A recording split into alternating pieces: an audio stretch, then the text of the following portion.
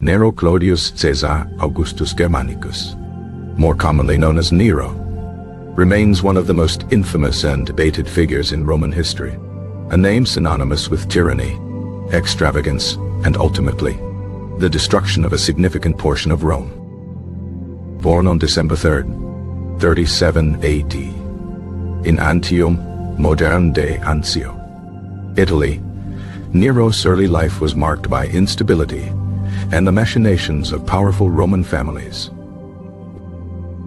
His mother, Agrippina the Younger, was a woman of formidable ambition, descended from the Julio-Claudian dynasty, and determined to secure her son's path to power. His father, Gnaeus Domitius Ahenobarbus, was known for his violent temper and unpopularity, but Agrippina ensured his exclusion from Nero's upbringing. Agrippina remarried several times, each union strategically aimed at gaining influence and safeguarding Nero's position.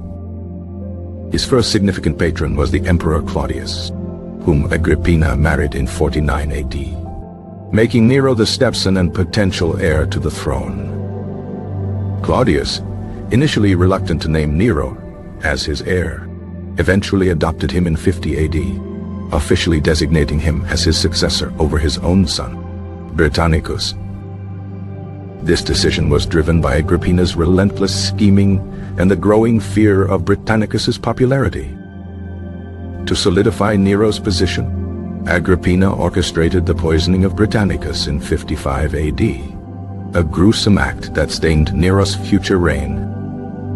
With Britannicus out of the picture, Nero ascended to the throne in 54 AD upon Claudius' death, reportedly caused by Agrippina's own poisoning. Initially, Nero's reign seemed promising.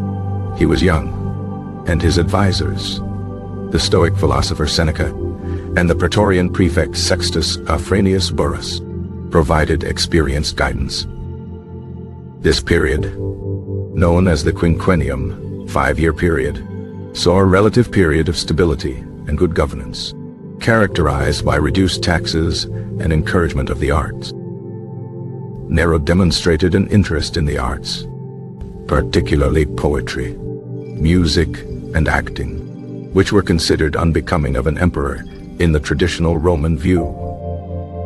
He even participated in theatrical performances, which were seen as degrading to the dignity of the emperor.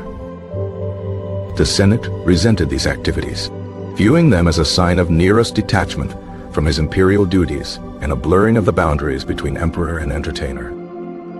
However, the death of Burrus in 62 AD and Seneca's eventual retirement marked a turning point, as Nero gradually began to rely more on his own judgment and less on his advisors' counsel. Nero's personality, already exhibiting narcissistic tendencies, became increasingly erratic and tyrannical. He began to exhibit increasingly extravagant behavior, lavishing enormous sums of money on building projects and lavish entertainments. The Domus Aurea, Golden House, a sprawling palace complex built after the Great Fire of Rome in 64 AD, exemplified his architectural excesses and disregard for public resources.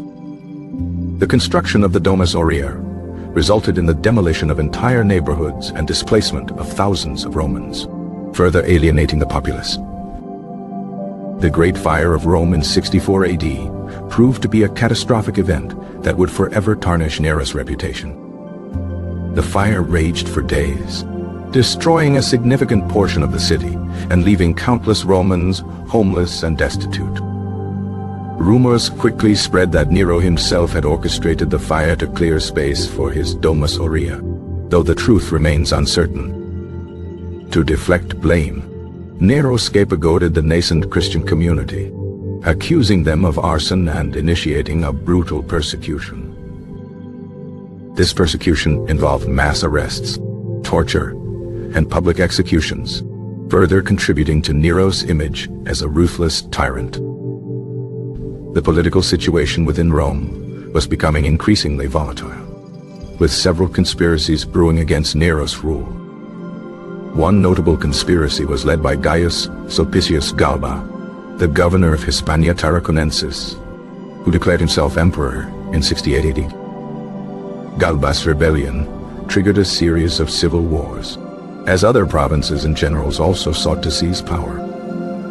Nero, facing imminent defeat and abandonment by his legions, was declared a public enemy by the Senate in 68 AD.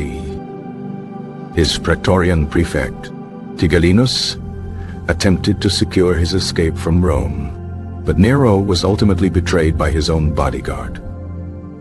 On June 9th, 68 AD, Nero committed suicide, reportedly uttering the words, "Qualis artifex moriendi, what an artist I am in dying," a reference to his theatrical skills. His death marked the end of the Julio-Claudian dynasty and plunged the Roman Empire into a period of instability known as the Year of the Four Emperors. Nero's legacy remains complex and controversial. While he was undoubtedly a tyrant and a spendthrift, his contributions to the arts and his early reign demonstrate a period of relative prosperity and stability.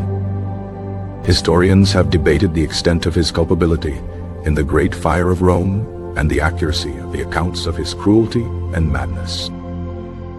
Tacitus, a Roman historian, provided a scathing portrait of Nero as a cruel and depraved ruler, while other sources offer a more nuanced perspective.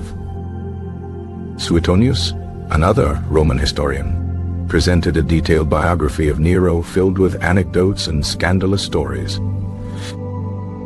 Ultimately, Nero's reign serves as a cautionary tale about the dangers of unchecked power, extravagance, and the corrupting influence of absolute authority.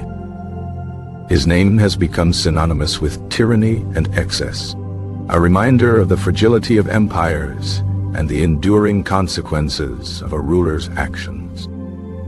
The enduring fascination with Nero stems from the dramatic nature of his life and death, a tragic tale of ambition, betrayal, and the ultimate price of power. The echoes of Nero's reign continue to resonate in popular culture, inspiring countless works of literature, art, and film. His story remains a powerful reminder of the human capacity for both greatness and depravity.